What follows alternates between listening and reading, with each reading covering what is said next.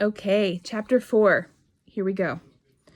Back at Ford's Theater, the manhunt for Booth almost ended before it began when one man, an army major, rose from his front row seat to pursue the assassin. The man, Joseph Stewart, long-legged at 6'5", decided to leap from the first row across the orchestra pit to the stage. In a few moments, he reached the stage and followed Booth into the wings. Stewart was the lone audience member who chased Booth. Remember, in chapter 2, no one knew what was going on. And they thought that the gunshot was part of the play, and it wasn't until Clara Harris yelled, "Somebody shot the president," that people really figured out what was going on. Booth continued rushing through the wings of the stage and down the passageway, leading to the back door that opened to the alley. A few more seconds, and he would be in the saddle. The more immediate danger to Booth lay behind him. Stewart, following him down the passageway, was closing the distance between them with every stride. Booth hoped that Ned Spangler or John Peanut stood on the other side of that door, still holding the rented horse. He burst through the alley door, sucked his lungs full of fresh air, and slammed it shut behind him. Booth spotted the horse standing quietly in the alley just a few steps away. He eyed the man reclining on the bench near Ford's back wall and commanded, "Give me my horse, boy."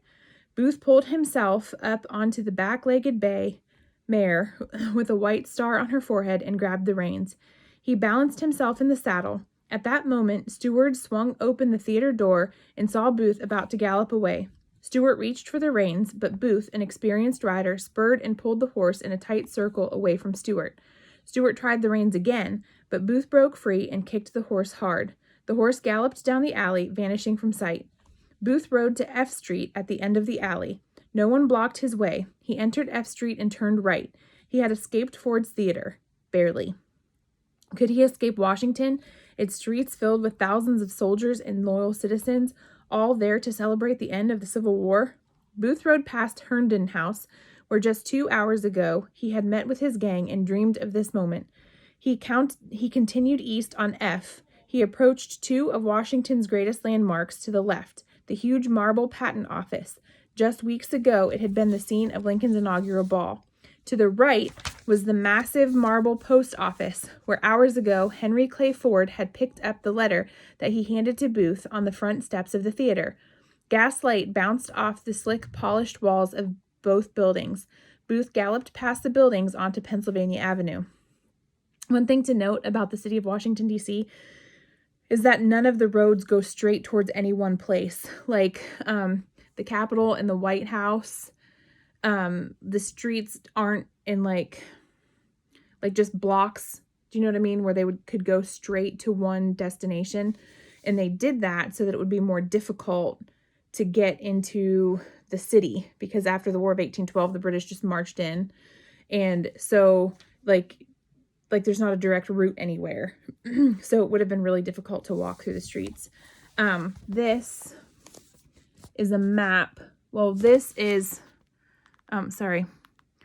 Lewis Payne and David Harold, who were helpers. Okay. And this is a map of the streets where Booth was riding through. Few people saw him as he rode through downtown Washington. That was understandable, however, because Booth rode away from the crowds celebrating on Pennsylvania Avenue. Booth crossed the Capitol grounds, racing under the shadow of the Great Dome. He galloped toward the Navy Yard Bridge that led out of the city into Maryland. Could he reach the bridge and cross it before pursuers or news of the assassination caught up with him? Luck was with him that night. His hard riding kept him ahead of the news. As he approached the river, he slowed his horse to a trot. He saw guards ahead. Be natural, he thought. Don't arouse suspicion. Sergeant Silas T. Cobb was standing watch at the Washington side of the Navy Yard Bridge. He saw an approaching rider. He knew his orders: allow no one to cross the bridge after dark. Cobb and the handful of men under his command prepared to challenge the rider. With the skill only an actor could manage under such stress, Booth prepared for a performance to talk his way across the bridge. The time was between 10:35 and 10:45 p.m. "Who goes there?" challenged Cobb. "A friend," the actor replied. Perhaps Cobb would recognize the star and wave him across with a smile. No such luck. "Where are you from?" "From the city," Booth replied. Cobb asked his destination. "I'm going down home, down in Charles County." The sergeant noticed that the horse was wet with sweat and had been ridden hard. Cobb continued to question Booth, asking if he knew that the bridge leaving Washington was closed at 9 p.m. Booth claimed he did not know. He claimed that he had started out of the city late so that the rising moon would light his way. Cobb reluctantly agreed to let Booth pass. This was a lucky break for the assassin. If Cobb refused to let the actor cross the bridge, Booth had no way out of the city. He could not turn back. He had to cross the river now, at this spot, into Maryland. Open, isolated countryside waited for him on the other side of the bridge. There he would be welcomed by friends. Armed with only a knife, he could not have fought the soldiers who blocked his way. Had Booth tried, the sergeant and his guards would have shot the actor out of his saddle, and the manhunt would have ended then and there, less than an hour after Booth had assassinated Abraham Lincoln. Once over the bridge, Booth turned to see if his henchmen, David Harold, Lewis Powell, or George Artsrot, followed in the distance. This was their escape route too. Booth saw no one, neither friends nor pursuers behind him. From across the river he saw a beautiful scene, a looming moon, high over Washington, with the great dome glowing in the moonlight. He had done it, and he had escaped. Booth and Powell had left behind so much blood. Blood-soaked Sergeant Robinson and Fanny Seward worked to save Secretary Seward's life. Robinson showed Fanny the best way to slow the flow of blood from the wounds with cloths and water. If they could stop the bleeding until a doctor arrived, he might live. Within minutes, messengers arrived with the doctors who relieved Fanny and Sergeant Robinson. The doctors confirmed that, despite their hideous appearance, the wounds were not fatal. To the doctors, Seward looked ghastly pale, corpse-like, but he would live.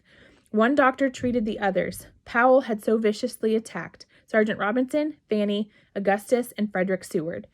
As the night wore on, Fanny feared that Powell might return or other assassins might be lurking in the house. Disobeying her mother, Fanny prowled from room to room, searching for hidden assassins. Finding none, she returned to her father's bedside and sat with him. Weakly, Seward reassured the brave girl that she had done well this night. The Seward house grew quiet again.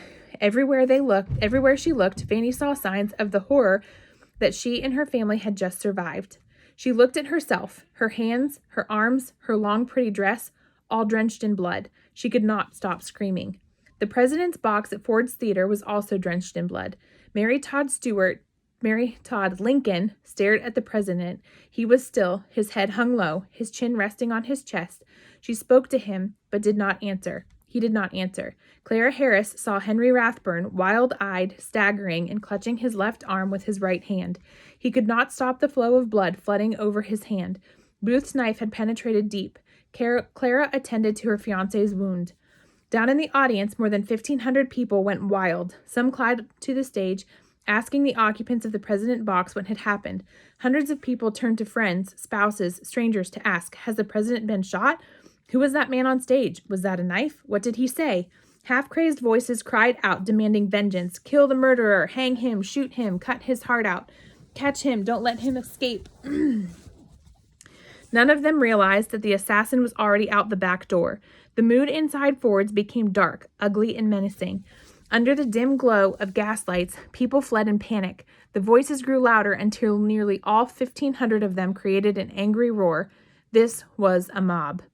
Sitting a few yards from the door of the president's box, Dr. Charles Leal jumped up from his seat.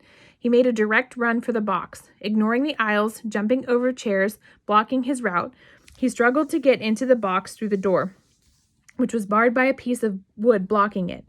Leal, not in his union uniform, announced his rank and profession. Major Rathburn, standing between Leal and Lincoln, asked the doctor to treat him first, holding up his injured left arm to show his wounds. Leal looked at Rathburn's eyes and when he determined that the major was in no immediate danger, rushed to the president's side. Dr. Leal introduced himself to Mary Todd Lincoln as the U.S. Army surgeon. He reassured her that he would do everything possible for her husband. As Mary wept, Leal began his examination of the president. Lincoln looked dead. His eyes were closed. He was unconscious. Leal, remembering Booth's bloody dagger and recalling Major Rathburn's severely bleeding wound, assumed that Lincoln had been stabbed. Leal called for a knife. He called for a knife. He had brought no surgeon's tools for a social night at the theater. If Lincoln had been stabbed, how could he stitch the wounds without needle and thread? Leal was handed a pocket knife. He cut open Lincoln's collar, shirt, and coat to examine him for knife wounds. There were none. Then Leal lifted the president's eyelids, studied the pupils, and understood the seriousness of the wound. It was a brain injury. Leal weaved his hands gently through Lincoln's hair, and as he worked them through around the head, he discovered that the hair was matted with blood. Okay, this is going to be kind of gross. Leal's fingers probed for the source of the blood and found it behind the left ear, a neat round hole about the diameter of a man's fingertip, clotted with a plug of coagulated blood. Leal's heart sank. He used his fingers to pull the blood clot from the bullet hole. That would relieve the pressure on Lincoln's brain. He dropped to his knees, straddled the president, opened his mouth, and stuck his fingers down Lincoln's throat. Opened an airway. To draw life-sustaining oxygen into his lungs, Leal pressed the president's chest and ordered 2 men to manipulate Lincoln's arms like levers on a water pump. He massaged the president's heart by pressing hard under the ribs. To everyone in the box, the situation seemed hopeless. Then the president's heart began to beat. His lungs sucked in a breath.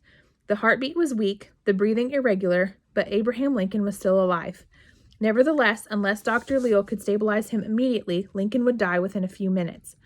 Leal leaned forward and breathed air from his own lungs directly into Lincoln's mouth and nostrils. Lincoln's breathing improved. Leal paused, studied the patient's face for a moment, and placed his ear over Lincoln's chest. Amid the shrieks, moans, and cries, and Mary Todd Lincoln's deep sobs, he listened. The doctor leaned back and saw the president's lungs filling on their own. Quick action had saved the president from immediate death on the floor of Ford's Theater. Still down on his knees, with all eyes fixed upon him, Dr. Leal announced his diagnosis and prediction. His wound is mortal. It is impossible for him to recover. Like Powell, on the night of April 14th, George Atzerodt, I'm going to say that wrong every time, was armed with a knife and a pistol, a 6-shot revolver. His room at the Kirkwood House was one floor above the Vice President, Johnson's. Alone and unguarded, Johnson had gone to his room for the night. All Atzerodt had to do was knock on his door, and the moment Johnson opened it, plunge the knife into his chest or shoot him dead. Compared with the challenges that faced Booth and Powell, Atzerodt had the easiest job of all. But that night, Johnson escaped death. Atzerodt could not do it. He drank in the hotel lobby, and the more he drank, the more the worse the plan sounded. He did not knock on Andrew Johnson's door. He left the bar and walked out. Abandoning his mission, Atzerodt got on a horse and rode away. He wasn't sure what to do next. He was about to go on a rambling, error-filled escape journey. In the saddle, a few blocks away from Ford's, David Harold celebrated his escape from Seward House disaster. He had gotten away just in time. No one in the house knew that Powell had an accomplice waiting in the wings. No one pursued him when he fled the scene, and no one at the Seward House saw or could identify him. He was safe for the moment. He was just another man on a horse this night in Washington. He regretted abandoning his accomplice, but when he heard the screaming girl at the window, Harold decided to save himself.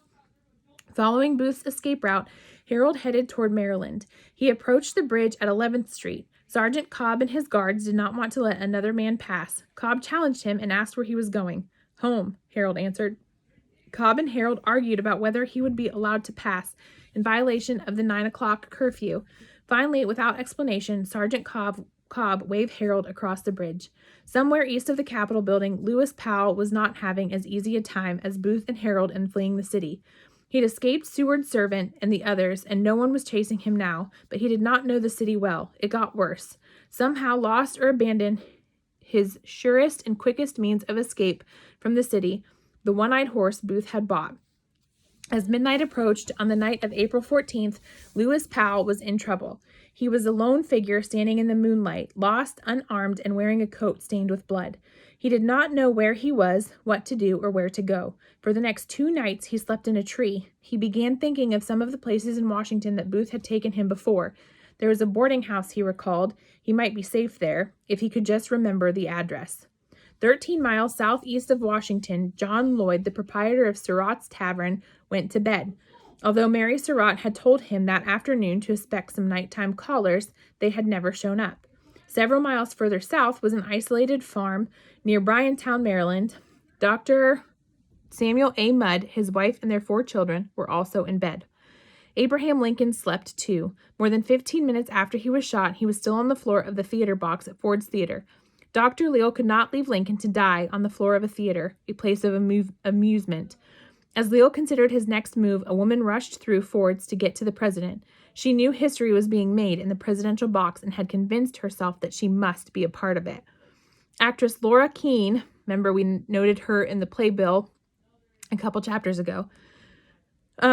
Actress Laura Keene's knowledge of the theater's layout enabled her to bypass the audience and crowds that stood between her and Abraham Lincoln. Still wearing her costume and carrying the pitcher of water that would serve as her passage to the president's box, she made her way up a hidden staircase that took her to a private office near the box.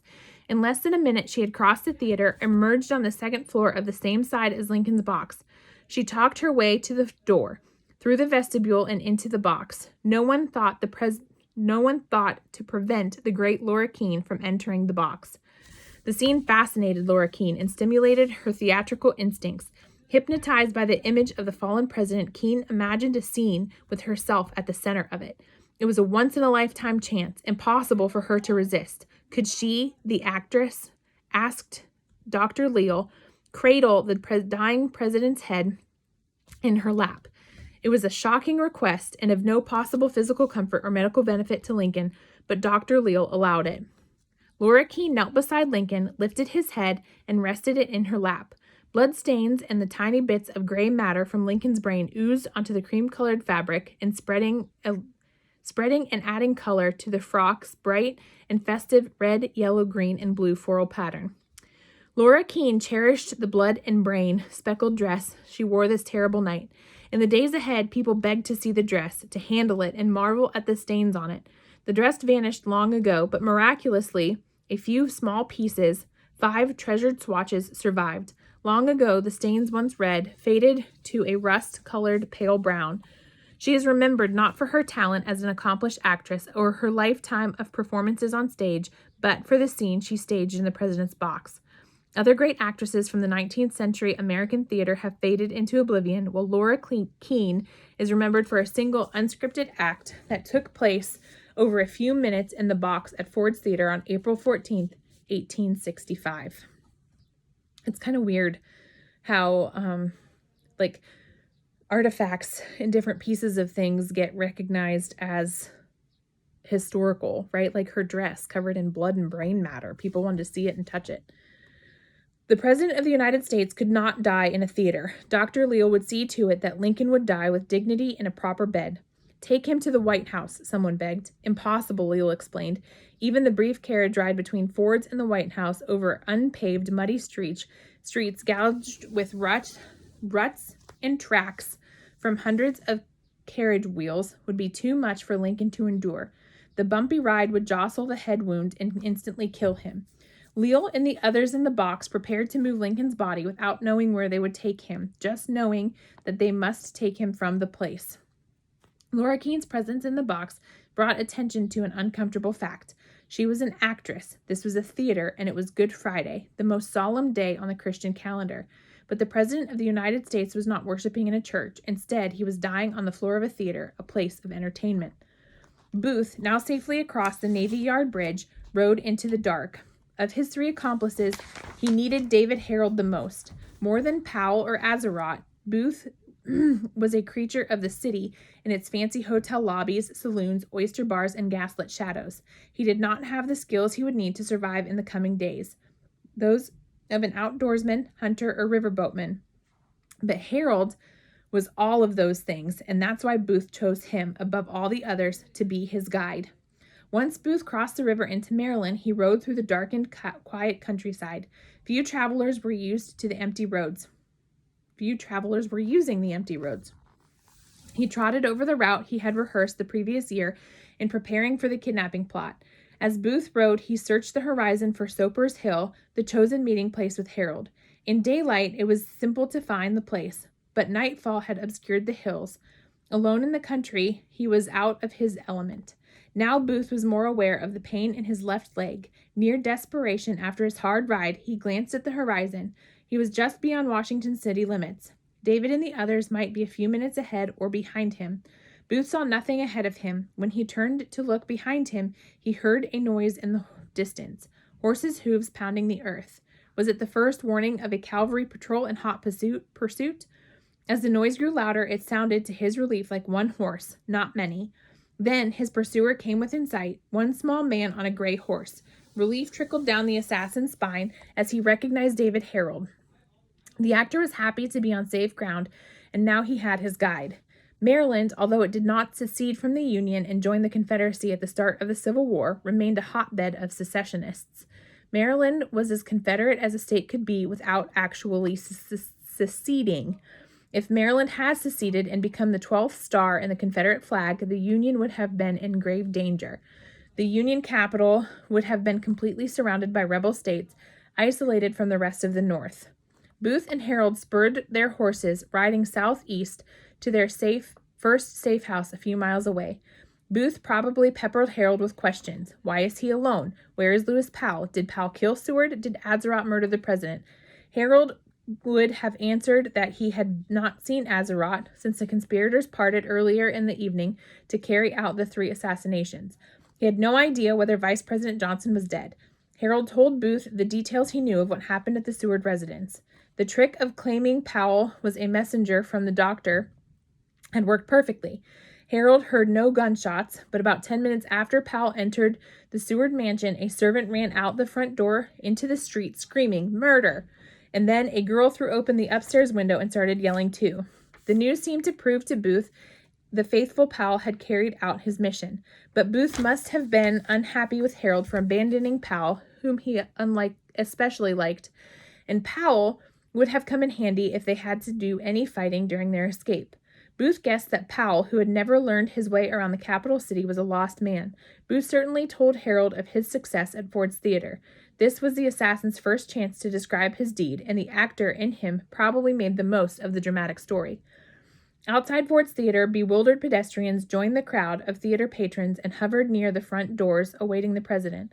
The public did not yet know whether Lincoln was still alive. Leal's team carried Lincoln through the lobby, out the doors, and across the steps where, just 11 hours earlier, John Wilkes Booth had sat reading his letter, calculating whether he would have time to put an assassination plan into action. The crowd gasped when they saw Lincoln being carried out of the theater. They swarmed and surrounded the president. Leal, the doctors, and soldiers cradling the dying president halted. Where should they take Lincoln? Leal scanned the street for refuge. Straining his voice to be heard by a sword-bearing officer, he shouted his command, "Take the president straight across the street to the nearest house." The soldier crossed ahead, pounding the door, demanding entry. In view of the horrified mob in the street, Leal pulled another blood clot from the hole in Lincoln's head to relieve the pressure on the brain and tossed the gooey mass into the street. Fresh blood and brain matter oozed through Leal's fingers. When Leal was halfway across the street, soldiers on the other side yelled that the house was locked and no one answered the door. The scene was incredible, impossible. Stranded in the middle of a muddy street with no place to go, the President of the United States was dying in the presence of a mob of hundreds and perhaps thousands of witnesses. Until this moment, no one had paid attention to William Peterson's neat brick row house next door to the home that had been locked tight. It was a boarding house. Someone opened the front door of the house. A boarder had heard the shouting of the crowd and had gone outside to see what was happening. He stepped outside onto the top of the staircase and raised a candle. "Bring him here," he shouted above the sea of people. "Bring him in here." Lincoln had found a safe house at last.